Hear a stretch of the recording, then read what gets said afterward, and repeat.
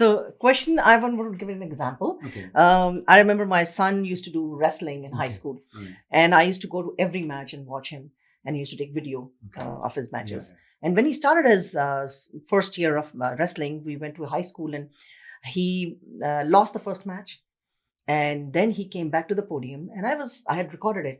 So he would sit and watch his matches Yeah. on the video and see where he made the mistake. What And the did- next What could he match, learn? he learned from there, and he did not make those mistakes, and he won the second match. Okay. So he used to do that very continuously. Okay. He was a good Right. wrestler. During that same event, one event. Yes, because I used to record all his matches. So I did see that improvement in him. He realized that, okay, there is something which I'm not doing. Let me watch what I'm not doing and what I need to do. So that's how you interpret it, Yes. right? But I think as an athlete, they look at it by saying, what can I learn? To have an attitude, what did I do wrong, is negative enforcement. Okay. Okay, slightly negative. I mean, you can take it positively, but why not be open-minded? Say, what can I learn? Meaning, I did that over there. That's something I shouldn't do. I learned. But that guy did something really nice. So that way, when you're open to all learning, much more learning absorbs. Okay, but very good point. So now, in order to do that, you need some training. You need your coach to tell you, go do that, right? But we can tell you that.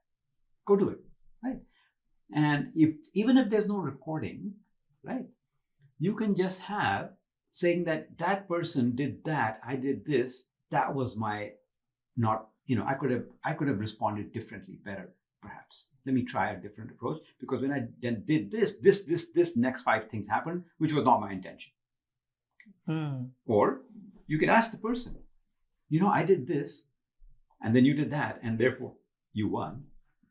What can I do better? Please tell me. How can I improve? And that person will tell you. And I remember that being very helpful. There are many players who will help you be better, because it's a friendly match, friendly game. They will. And even in real competitions, people will help you. You just have to be humble enough and open-eared enough, Ganesh enough, to want to listen. Because people want to talk to people who have the heart big enough to hear. That's rare. All right, let's continue. Okay. So positive, right? And to get rid of the chain, have a positive memory, and then start to reanalyze the situation where you thought you got a negative reward for a positive effort.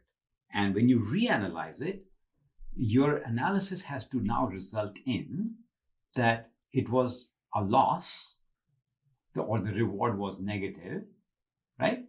What can I learn from that?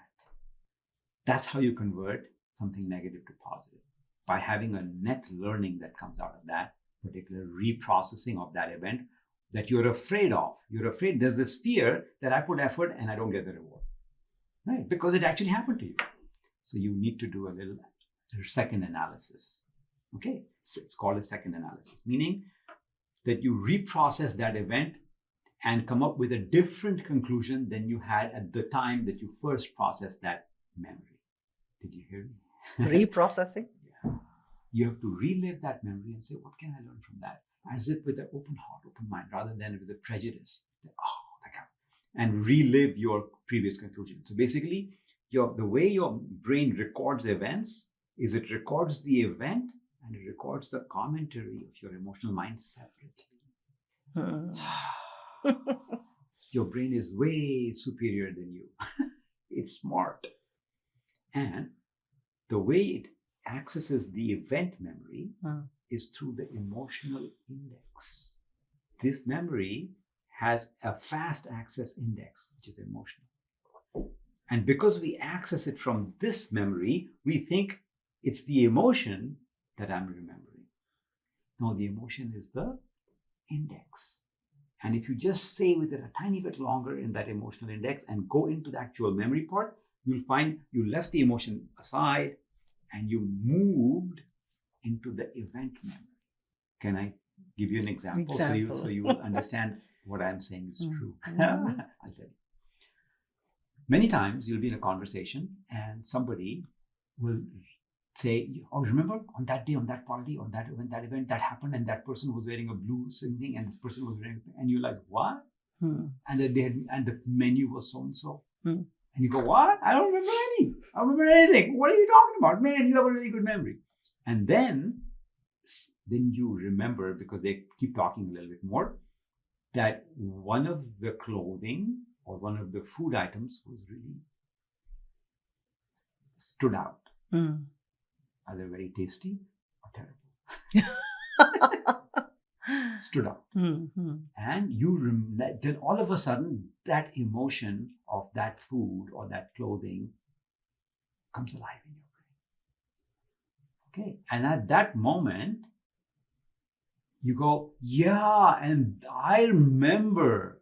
And that guy was wearing those really wacko shoes, and the lighting was terrible, and this happened, and then that taxi guy did, and all of a sudden, something you couldn't remember after you left the index, went into the event memory, all the events come alive again. And now you can remember things in a different point of view than how your index had worked, because your index had worked uneventful, what a boring party, and I'm like, why am I doing it?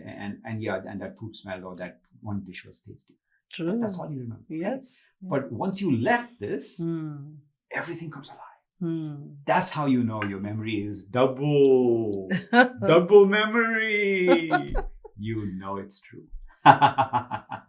Okay. If it's true, use it. So reprocess this and create a new index by learning from it. Really, really, really advanced Vedic, powerful techniques that we in our country have lost and become idiots or